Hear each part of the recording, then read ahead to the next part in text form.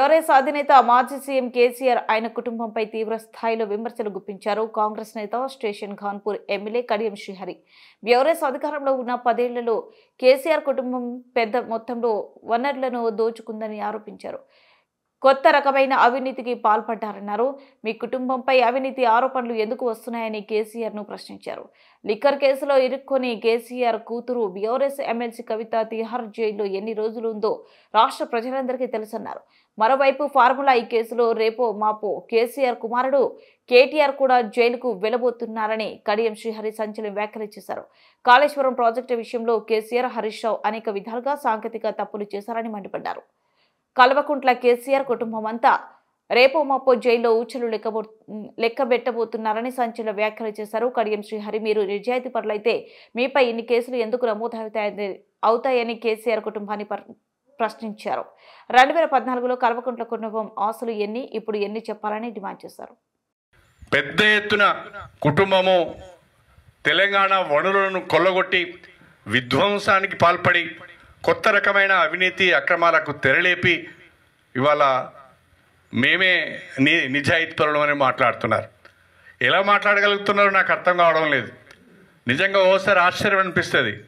ఇవాళ కేసీఆర్ కుటుంబంలో, కల్వకుంట్ల కుటుంబంలో లిక్కర్ కేసులో ఇన్వాల్వ్ అయిందని చెప్పి, లిక్కర్ కేసులో కుంభకోణం జరిగిందని చెప్పి సాక్షాత్తు కేసీఆర్ బిడ్డ కవిత గారు ఢిల్లీలో తిహార్ జైల్లో ఎన్ని రోజులు ఉన్నదో మనందరికీ కూడా తెలుసు. అదేవిధంగా ఇవాళ కేటీఆర్ పైన ఫార్ములా ఈ కేసులో దాదాపు 55 కోట్ల రూపాయలు నిబంధనలను అతిక్రమించి మరి ఆ కంపెనీకి పే చేశారు.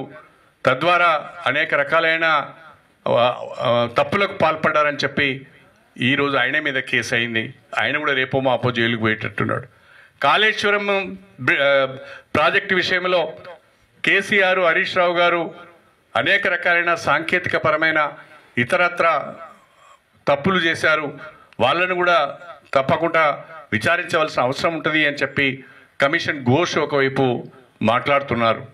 అంటే కల్వకుంట్ల కుటుంబంలో ఉన్న కేసీఆర్, హరీష్ రావు, కేటీఆర్, కవిత అందరూ కూడా వివిధ రకాలైన కేసులలో ఇరుక్కొని జైలు ఊచలు కొంతమంది లెక్క పెడితే రేపు మాపో జైలు ఊచలు లెక్క పెట్టడానికి మరికొంతమంది సన్నద్ధమవుతున్నారు.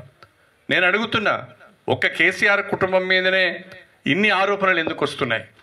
నిజంగా మీరు నీతివంతులైతే, నిజంగా మీరు నిజాయితీ పరులైతే ఇన్ని రకాలైన ఆరోపణలు మీ మీదనే ఎందుకు వస్తున్నాయి?